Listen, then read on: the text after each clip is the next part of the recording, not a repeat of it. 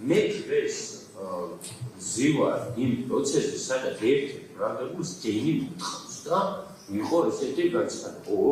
ორს არ ვიცი როგორ უნდა ვთქვა, რომ მე ვარ ადვოკატი, როდესაც ვიცი, რომ ბრალდებულებს ელექტროენერგია უთხრავს და მათ აი ჯდომის დროს შესაძლებელია სიცოცხლის საფრთხე ქონდეს. ჩემი არ არის რომ გავაჩინო.